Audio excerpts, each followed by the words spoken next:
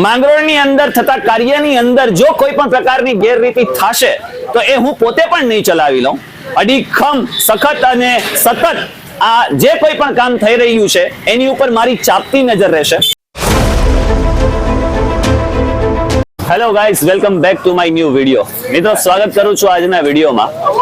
મિત્રો, ઘણા સમયથી માંગરોળનો એક કહેવાય ને કે અડીખમ એક પ્રશ્ન ઉભો હતો અને વર્ષોથી લોકમુખે પણ ચર્ચાઈ રહ્યું હતું કે ગટર યોજના ક્યારે શરૂ થશે, પાણીની પાઇપલાઇનો ક્યારે નખાશે.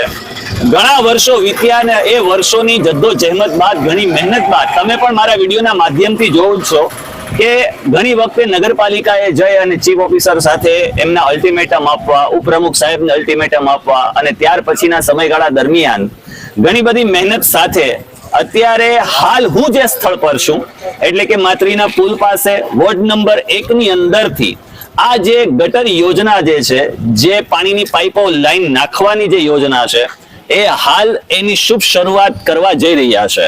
એ સરવાળે એમણે કામ શરૂ તો કર્યું, બાકી મને હકીકતમાં એવું હતું કે કદાચ આ વર્ષોમાં પણ કામ નહીં થાય, કારણ કે એટલા વર્ષોથી માંગરોળના લોકો મીટ માંડીને બેઠા છે. અત્યારે હાલ જે સ્થળ પર છે અહીંયાથી શા માટે એ લોકો પાઇપલાઇન નાખવાનું શરૂ કરે છે, અથવા તો કેટલા કિલોમીટરની અંદર આ પાઇપલાઇન અથવા તો ગટર યોજનાનું કામ થવાનું છે.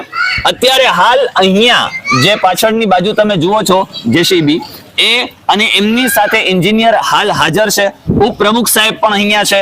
એમની પાસે થોડી ઘણી વિગતો જાણીએ એટલે આપણને હકીકતમાં ખબર પડે માંગરોળના કેટલા વિસ્તારની અંદર એ કામ થશે કે પછી સમગ્ર માંગરોળની અંદર કામ થશે.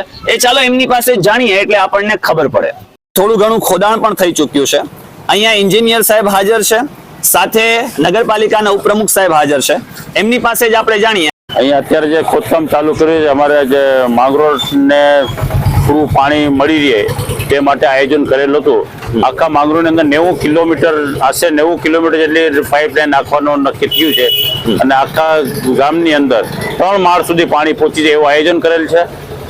અને જે પાણી આવશે તે આરઓ પ્લાન્ટથી આવશે, પાણી ફિલ્ટર પાણી મળશે અને દરેકને છેલ્લા 40 વર્ષ સુધીમાં પાણીની ક્યાંય છત ન પડે એ આયોજન સાથે અમે લોકોએ આયોજન કર્યું છે. આજે કામ ચાલુ કર્યું. ઘણા વર્ષોથી કામ પેન્ડિંગ હતો, અત્યારે એનો કામનો મતલબ. તો ઉપપ્રમુખ સાહેબ, અગાઉ પણ જ્યારે આ ગટર યોજના અને પાણીની પાઇપલાઇન બંનેની વાત હતી, તો અત્યારે માત્ર પાઇપલાઇન જે છે એ પાણીની પાઇપલાઇન નાખવામાં આવી રહી છે કે ગટર યોજનાની પણ સાથે નાખવામાં આવશે? નહીં, અત્યારે પાણીની લાઈન નાખી છે ને ગટર યોજના માટે કંઈક થોડુંક ફેરફાર થયું છે એટલે એ મંજૂરીમાં છે. થોડાક દિવસોમાં જ એ ચાલુ થઈ જશે. એટલે આ જે પાણીની પાઇપલાઇન નાખવામાં આવી રહી છે, અત્યાર સુધી જ્યાં પાણી નહોતું મળતું અને જે લોકો અંતરિયાળ સુધી પણ પાણી નહોતું પહોંચતું, તો આ પાઇપલાઇનથી સમગ્રને પાણી પહોંચતું થશે એવું? 100% મળી રહેશે પાણી, આખા ગામને મળી રહેશે અને 3 માળ સુધી પાણી ચડી, ક્યાંય કોઈને મોટર લગાડવાની જરૂર પડશે નહીં. ઉપપ્રમુખ સાહેબ, હકીકતમાં આ જે પાઇપલાઇન છે, અત્યારે જે કામ શરૂ થઈ રહ્યું છે, એનો કેટલા સમયગાળાની અંદર પૂર્ણાહુતિ થશે? ટેન્ડરની અંદર 24 મહિનાનો ટાઈમ છે. અમે એજન્સી સાથે ચર્ચા કરી છે. એજન્સીએ અમને એવી ગેરંટી આપી છે 18 મહિનાની અંદર કામ પૂર્ણ કરી આપે.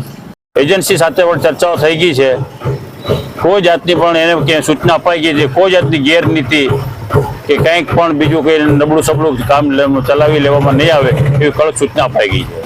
ઉપપ્રમુખ સાહેબ, માંગરોળના લોકો ઘણા બધા મીટ માંડીને બેઠા હતા કે એટલો સમય વીત્યો છતાં પણ હજી સુધી ગટર લાઈન છે, પાણીની પાઇપલાઇનો છે, એમનું કામ શરૂ નથી થયું. જે ભૂગર્ભ ગટર છે એ શરૂ નથી થઈ અને આજની તારીખમાં માંગરોળ માટે કહેવાય ને કે આ ખરેખર એક સારા સુખદ સમાચાર કહી શકાય કે એટલા વર્ષોની ત્યાર પછી આ ગટરની યોજના છે અથવા તો પાણીની પાઇપલાઇનની જે યોજના છે શરૂ થવા જઈ રહી છે.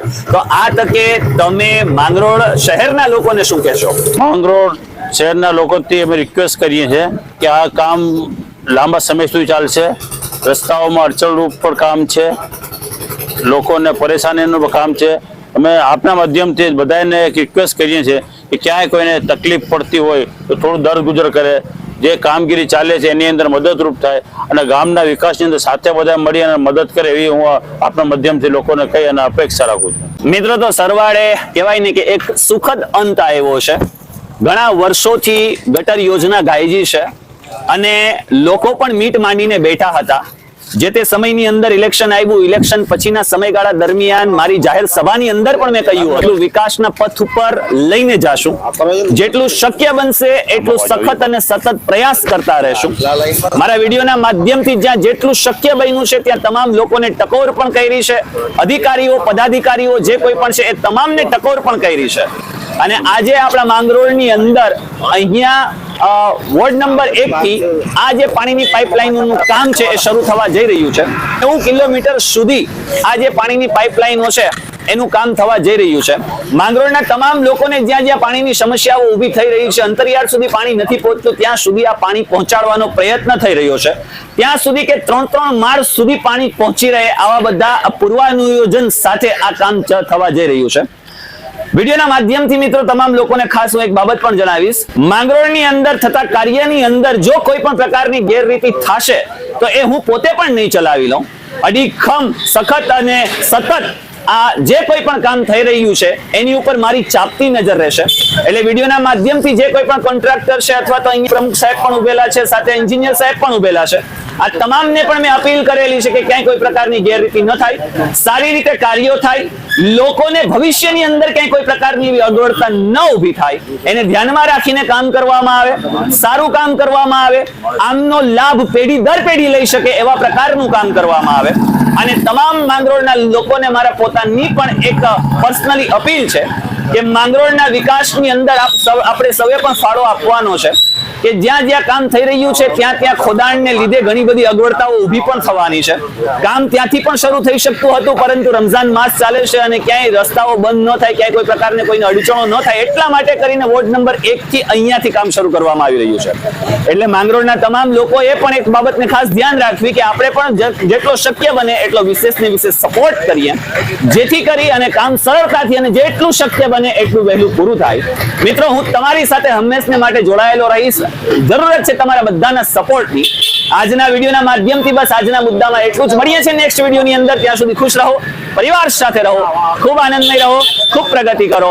અને હા, માંગરોળના વિકાસમાં ઉત્તરોત્તર પ્રગતિ થાય તેવા આપણે સૌ સાથે મળીને પ્રયત્ન કરીએ. ધન્યવાદ, આવજો, બાય બાય.